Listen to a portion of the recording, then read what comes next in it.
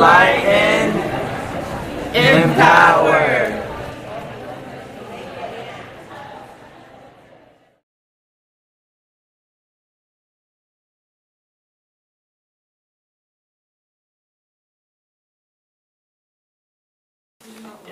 I want to take this opportunity to thank you for coming today. Unfortunately, we are here for very sad circumstances. You are all, the whole world is all aware of the horrific tragedy that took place on February 10th. On February 10th, 3 of the most amazing, phenomenal, accomplished, wonderful American citizens were taken from the world for no other reason than being Muslim. We are here to celebrate their life. We are here to talk about their legacy. We are here to tell the world how we have all been affected by this.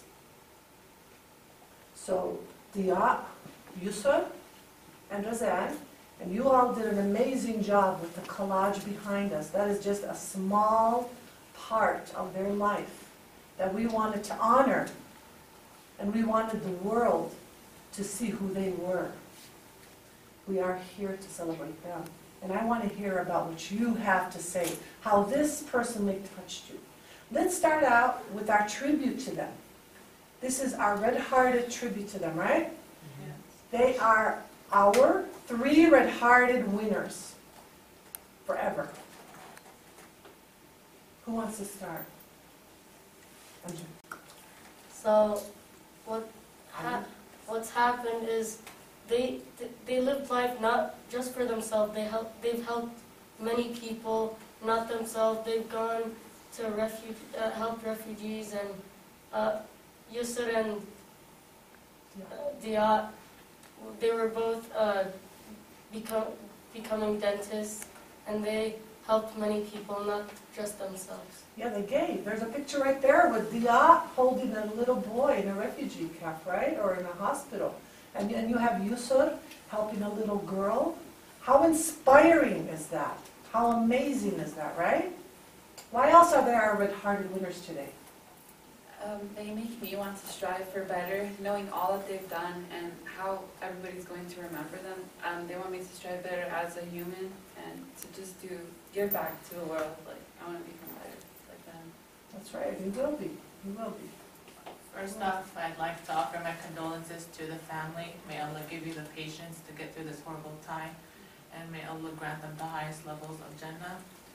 Dia, Yusur, and Nazan were the message of the red-hearted. They taught us to enlighten people, to educate people, and to empower people. They lived their life helping people, going back to Syria and to Palestine, and helping the refugees with free dental care, giving back to the homeless. And they spent their life as every Muslim American wants to. They taught us to be educated, to go back, give to your community, be proud of who you are, be Muslim, be American, live the American dream, be educated, and to go and strive and help people in any way you can. Thank you for saying that. And we all want to send our condolences, right, to every one of those amazing, amazing family members who have, by the way, have dealt with this ordeal with the utmost composure and class. It is absolutely understandable where these 3 children came from with families like that. They are a true reflection of their upbringing, and for that we salute them. There is one video of Yusuf that I want you to hear right now, and I want you to tell me your thoughts about it. Hey, hello, my name is Yusur Abu Salha. I am 20 years old.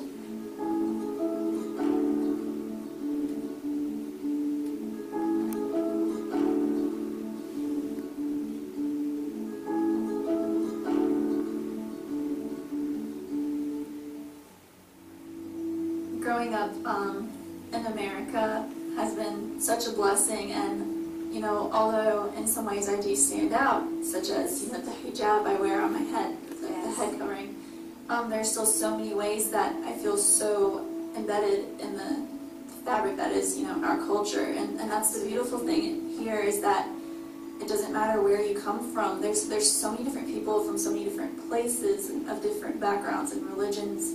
But here we're all one culture, and it's beautiful to see people of, you know, different areas interacting and being family, being, you know, one community. Wow. God help her family. She was amazing. Hmm? What spoke to you about what she just said? The fact that she, as an American Muslim, had her American life in her and her Muslim life in her, and she wasn't afraid to go out and show people that she was a Muslim and that she is different by wearing the hijab. And she was empowered by the fact that she is a Muslim and American, and she is wearing the hijab. So she saw herself as part of culture. She broke down all the cultural barriers, was able, despite her being Muslim, she lived just like any American would. She was a typical American student. And what happened to her, Dia and Razan, was very unfortunate because I don't wear hijab, but I have several cousins who do. My sister does, and as well as my mother. And I don't think I should have to, or I think it's unfortunate that I have to walk around fearing for their lives.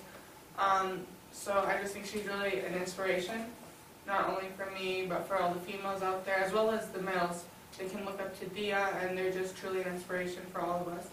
And as tragic as this situation is, we can all hopefully learn and make a positive outcome. That's right. It's good to know that these people have passed away being proud of being a Muslim American, and they had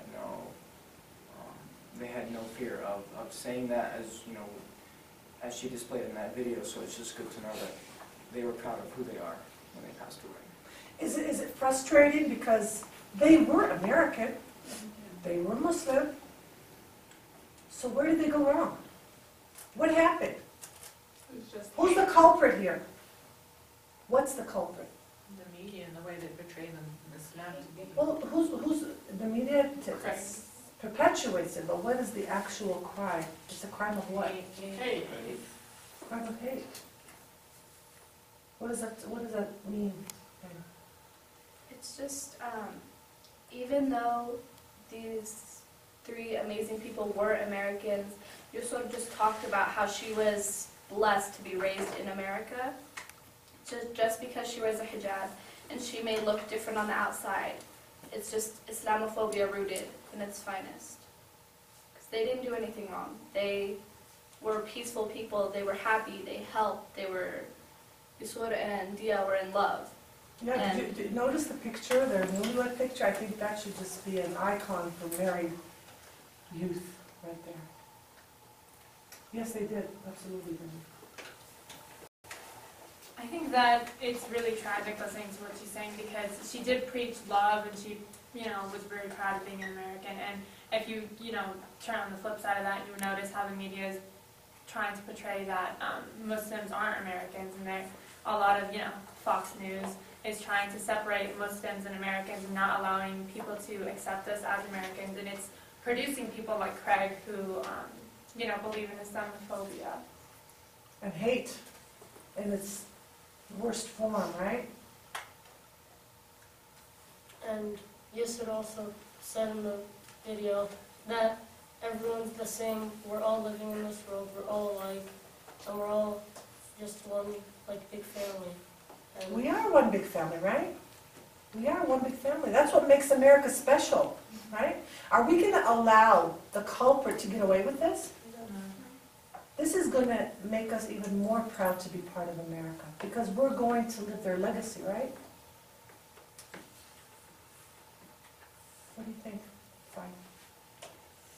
I think the way the media portrays Muslims, because of what's happening in Iraq and Syria and Palestine, I think because what they're doing, it's showing about how all Muslims are bad people, and they don't need respect. They don't have respect for us. Why should we give them respect? So they're lumping Muslim Americans Oh, by the way, it's even wrong for us to say, because we are all Americans, right? We don't say Christian Americans, Jewish Americans, atheist Americans, we say Americans, right? The only reason why we're using the word Muslim here is because it was the pivotal reason why this horrific tragedy took place. But in the end, the bigger message that they spread is they were part of the American fabric. And you heard that over and over in all their videos, right? They were normal American kids. They goofed off, they had fun times, they had vibes. You guys were introducing them to them, I thought they were adorable. There's a picture with Diop playing basketball. Hamid, tell us about his infatuation with basketball. Tell us about the wonderful basketball player that honored him. Well, Steph Curry, he tweeted his condolences for the family, and he definitely understood that Diop was a fan of his, and Steph Curry understood that this crime was definitely a hate crime, and that no person should be attacked just for their religion or culture, as Diop and his wife and sister-in-law did. And so he honored him, right? When he went to a game, what did he do? I believe he wrote R.I.P. to Diop on his shoes. Curry for Dio. That's right. And for that we want to thank him, right? Because he gave him the tribute that he deserved. He was an avid fan of his. He was amazing. I mean, they were all wonderful, young, amazing individuals in their own right. How does this affect you, Heather? I see you very solemn. Tell me about it. I don't know, it just breaks my heart to see, like,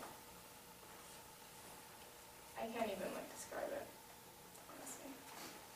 It's hard. It's hard to take in. I mean, it's very fresh still, right? What scares me is it could have been any youth here in America, right? And we're all part of that. So what do we want the world to know? What is it time for? Time to recognize that all lives matter and that we're all one, and that America is the melting pot of the world. They give us the freedom of religion. It's a country that embraces all cultures, all faiths, all types of people, black, white, American. Doesn't matter what you look like, right? Doesn't matter. So the hijab, the piece of cloth here, does it change you as a human being? Are you any different? No. Right? Mimi, what do you think? How do you feel? I know you're little, but how does this feel? Because you were crying the other day. You took it very hard. Tell me about how you feel. It was like, not, people aren't, Your best. It's okay, honey. It's all right, babe. It's all right. You asked me, you said, how come they were killed, right? They were very sad. And you told me, what did they do that was wrong? And I told you they didn't do anything, right? Ariana, how does this make you feel? It makes me feel that a lot of people think that we don't belong in this world, and they think that a lot of different people, like Jewish people, Christian people, they have different religions too, and we have different religions from them, and like they don't. We should all live yeah, exactly. We should never fight. We don't fight with them. We should all live together, right? Yeah, and like how come they blame us because we're Well, different? this particular person, America's not like, this is not the face of America, right? Mhm. This is a face of a person who we won't even name his name, because he doesn't deserve that. But it's the face of a very ugly person. And thank God, there are very few, hopefully, there are few out there. But we want to change this. We want to rise up. And like you just touched on it, these spokespeople, these television personalities, these political figures that constantly throw these cheap shots, that perpetuate Islamophobia. What are we going to tell them right now? What's the message we're telling them, Taha? To these people that want to spread Islamophobia. And at the expense of Islam and Muslims, they want to gain notoriety. What do we tell them? Well, we're trying to portray that we're all equal here, and like everyone in America should have a life to To value? everyone should be valued, everyone should be equal, and I just don't think it's right that people should be killed just because they're hated upon. I wonder, go ahead, John. I just want to say that I think the media needs to realize that the messages that they send to the mass is causing these tragic outcomes. And they need They're part of the crime because they're perpetuating the hate. And how many of these people are going to take responsibility? You're an accomplice to this kind of a crime if you perpetuate this message. How do they live with themselves knowing that they deprived the world of 3 of the most amazing young people? Yes, ma'am. To touch on what Juju said, the media makes us look like we aren't, as if we are the same as other people. Like, we are Muslim Americans, like they're Christian Americans, they're Jewish, like we're all the same, and the media just makes it seem like we're like, we hurt people and we're just... And it couldn't be farther from the truth, right? We're just normal, good Americans. Daniel, tell me, or Juju, go ahead. I think you asked how they deal with being blamed for the situation, is that they don't deal with it, they run away from the blame, and they deny that it even happens. Like, for instance, in this tragic situation, they start saying that it's because of a parking space, which doesn't make any sense, and they ignore the fact that this man had approached Yusud and Dia multiple times before, and he had threatened them, and that they were treated differently because of their religion by him. Didn't he come out and tell her, I don't like the way you look? Yes. He did, right? With a gun in his pocket, he used to... With the gun, he would flash his gun, right? What else? What's the proof that it is a hate crime? There's so much proof, just the fact of his Facebook posts and how he states that he hates the Muslim religion, and the fact that before Dia and Yusuf got married, Dia lived in the apartment complex for 1.5 years, and he was never harassed by him, and as soon as he married Yusuf and Yusuf moved in and she's wearing the headscarf, the harassment started there. And the fact that Razan was visiting her sister and her brother-in-law in the apartment complex, and she wasn't parked in the visitor's parking spot that he asked them not to park into, and none of them were parked in that parking spot, it couldn't have been over the parking. And what did we also hear? Did Dia not take, he was so conscientious, so responsible. He actually sent a map of where his friends should park, because he wanted to avoid trouble. That's the kind of person he was and they were. And it's a little bit ironic because in one of his posts, he said, oh, Muslims and Christians and all religions, they cause death and they cause violence. And here he is killing 3 people. That's absolutely right, Sally. And you know what? He was labeled as an atheist. He declared he was an atheist. And you know what? I happen to know many amazing atheists who have the highest standards of morals. So this person was misguided, and he was incredibly misguided, but the expense of his misguidance was way too high of a price that anybody should have paid. And you can see the double standard too, like the minute a Muslim is behind the gun, they're immediately labeled as a terrorist, but when they're in front of the gun, it's, being researched. We don't know if it's a hate crime. They're not a terrorist. He's, Exactly, because if this is not terrorism, what is? What do we know? The father so eloquently spoke and said that his daughter, Razan, spoke to him 2 days prior to her death. And she told him that she's really scared of this person.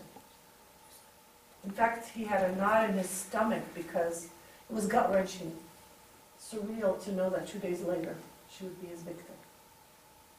Right? How does that make you feel? It just makes me feel like,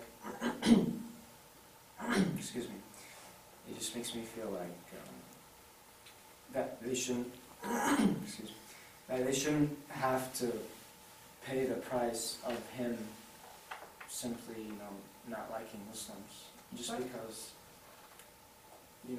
like for example, in Islam, we believe that, you have your religion, we have ours.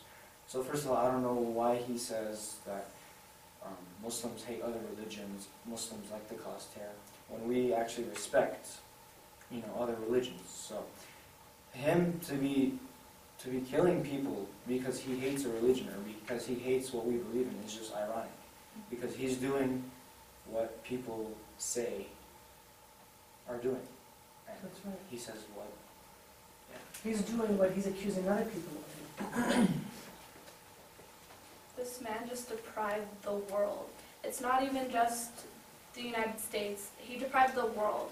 They're going to different countries and helping people in need with dental care, with whatever they need help with. They're so selfless, and he's depriving the world of these 3 amazing people just because of a hate crime. And I want to go back to the media coverage. I think it's really offensive that they would try and minimize it to a dispute over parking. That goes back to the hate that has become rooted in, I'm sure it's a small amount, thankfully, but that's rooted amongst Americans, and that has been embedded and has led to Islamophobia, because they have always minimized any acts where Muslims are the victims. However, whenever it's a Muslim as a suspect or a Muslim who has committed a crime, they're so quick to blow it up. It was 24 hours after this tragic crime was committed, and nobody had known about it. No media coverage has been covered, and until it was pressured, mass media was pressured to cover it by pages like Twitter and Facebook. So I think it's really important what we're doing here, and also to always voice your opinion, because without the youth and without who they inspired, their story wouldn't have been let out. And with this tragic event, we can always come out better for it. Of course, it's sad, but letting people know and letting them become aware of what Islam really preaches is a gift for all of us in the end. Thank you. Let's take a 2-minute break. Thanks.